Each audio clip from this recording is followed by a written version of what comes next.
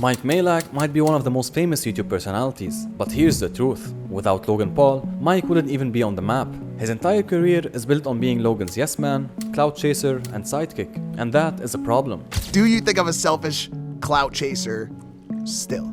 I don't think you mean to be. But you are. But I definitely do think you bit the hand that fed you. People But I say never- he's a clout chaser, but he's never picked up my phone call, so I don't know what you're talking about. The more you watch Mike, whether on his blogging channel or on the Impulsive podcast, the more obvious it becomes. He's not building his own career, he's just orbiting Logan's. From his relentless chase for Prime shares, Were you able to get any percentage ownership of Prime? No. I have a verbal guarantee that I will be made whole. But the Prime joke, as it is seen now, wasn't always. I mean, it was a sore spot for me for sure. It kept me up a lot of nights. And what do you want from good me, now. dude? I'm fired up. Prime, take Prime. I have no equity. to the almost laughable cut of Lunchley he was given, I'm going to give you equity in Lunchley. No. A very small amount, but yes. Let me reiterate, it's a very small amount. No, but that's yes. fine. What? A little bit. Well, this is honestly the first. Thank you. Yeah. This is the first time I'm hearing about that. I mean, you know. and his constant need for Logan's validation. It's no secret, Mike struggles to find independent success, and it all traces back to one thing: how he started. Had Mike built his own path and later collaborated with Logan, like Yes I Did, the story might be different. But because his career began entirely under Logan's shadow, he's still trapped in it years later. To most people, he'll always be just Logan's guy. But first, let's talk about how he started, because Mike's break wasn't on YouTube, it was actually retail. Back in the day, he was a marketing manager at the furniture brand Lovesac, where his job included influencer partnerships. And this is where Logan Paul first enters the picture. Mike actively sought an introduction to Logan back in the Vine early YouTube days. Their working relationship dates back to around 2014, and after Logan's Japan scandal, he brought Mike in more directly behind the scenes to help him keep out of trouble, basically for Mike to babysit Logan. When I first met you and we became friends, it was a very noisy part of your life. That the only reason I was doing the shit I was doing was because I already loved you and you were already a very good friend of mine. And I wanted you to get through whatever it was, whether it was the good or the bad. And not more than a month or so after that, there was a follow-up, which demonetized your channel and created more havoc for you. That was like as I started to transition into the team. But the one thing that was always there, the belief that I was doing all of this because I genuinely cared about you as a person.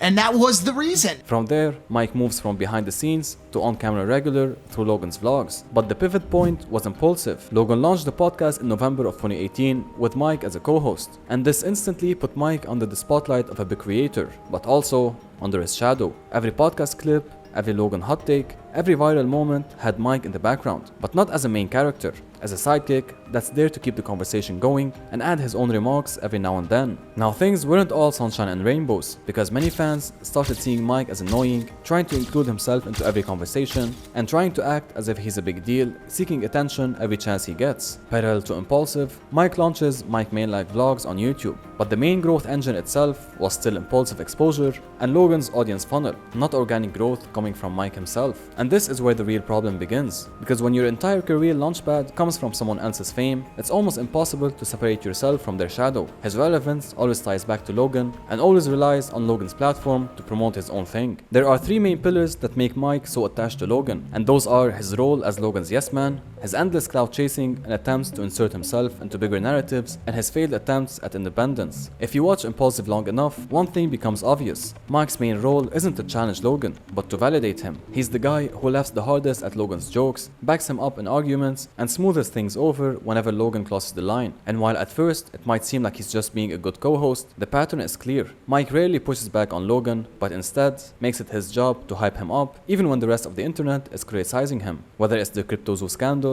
A scam did not take place. There was a misfire or some sort of, malpractice on behalf of some of the people involved in the project who will be held accountable. There is always and will always be an army that is ready for Logan Paul to make a minor mistake. I saw this pain in your face, bro, and this emptiness in your fucking eyes when all this was breaking. I've been through a chunk of shit in my life, but I honestly don't know if I recall feeling like that.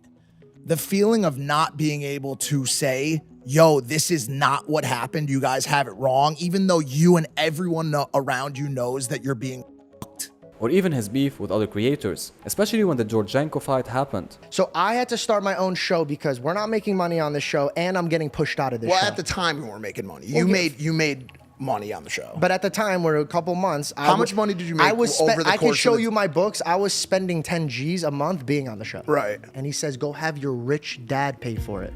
Listen, that's fighting words, bro. Look at me. No, that's fighting words, bro. You don't bring up somebody's father. Would you say bro. that the way that you handled it from a word standpoint was mature, acceptable? Mike is always there, echoing Logan's side of the story, almost like a PR assistant sitting on the podcast couch. This dynamic might seem harmless, but it's actually what defines Mike's entire persona online. He doesn't stand as his own voice, he's just Logan's echo. And that's why audiences have started to call him out as the yes man of Impulsive. Although in recent years, many people are actually praising Mike's role in Impulsive, as he always has the interesting questions, knows how to interview, and go back and forth with the guest. This is right when Impulsive was starting. And you said that podcast would not work without Mike.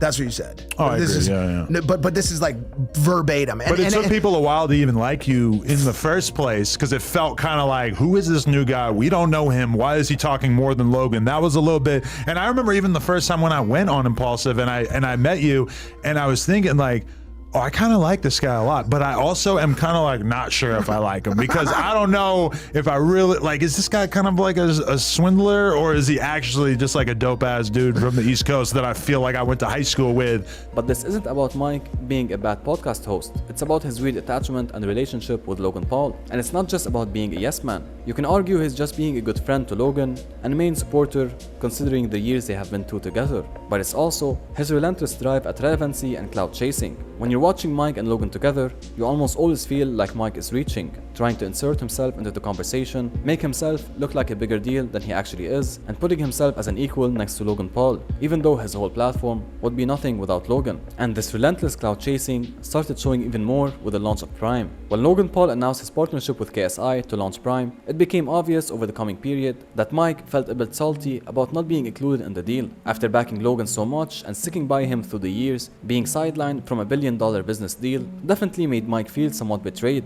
At first it started as a joke.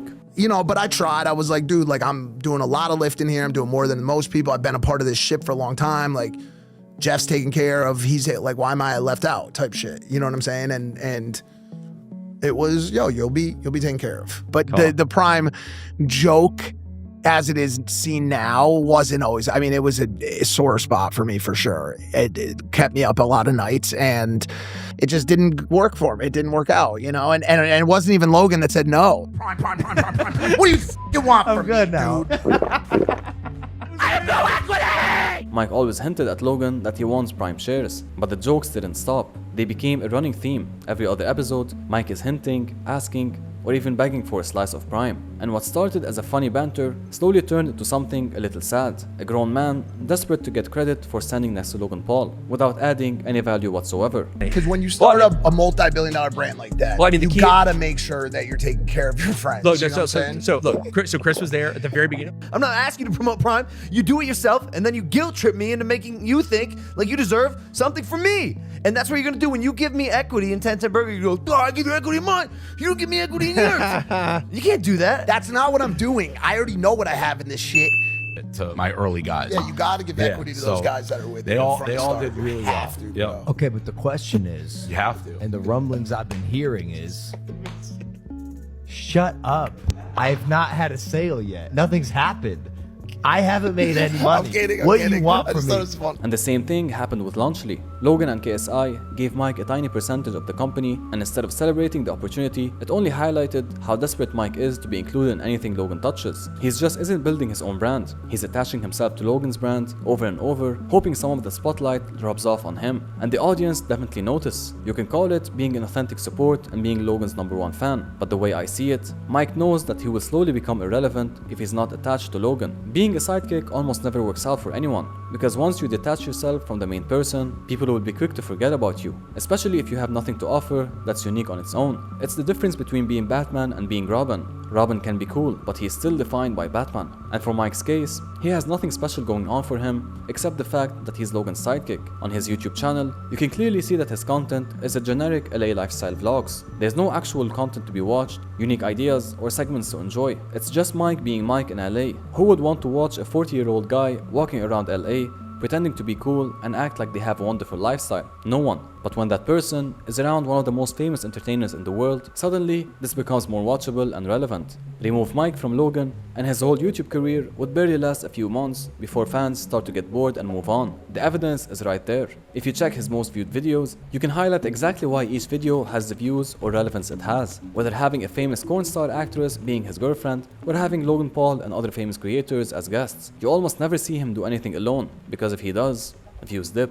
People don't come to watch Mike Majlak, they come to watch what Logan Psychic is doing with a bunch of other famous creators. And lately, he's barely pulling in a few 100,000 views per video compared to the millions before. And the reason for that is that even Logan Paul's relevance as a creator online has dipped. He's now more seen as a WWE superstar than a YouTuber. If you take Jake Paul for example, you can clearly see how he was able to carve his own path online, become his own personality, and grow his own influence outside of his brothers. He could have easily stuck with Logan, became the Paul brothers dominating social media ever since the Vine days had they stuck together. But both Logan and Jake would only be as relevant as the other is, never more. They knew that attaching yourself to someone online, even if it's your brother, means being linked to him forever. You don't know them purely as the Paul brothers. You might follow Logan for his podcast and recent WWE career, and Jake for his boxing career. But on the opposite side, you only know Mike Majlak as the guy from Logan's podcast, and that is a label that will stick with him forever. Take Deji for example, KSI's younger brother. On paper, Deji had everything: millions of subscribers, early YouTube fame,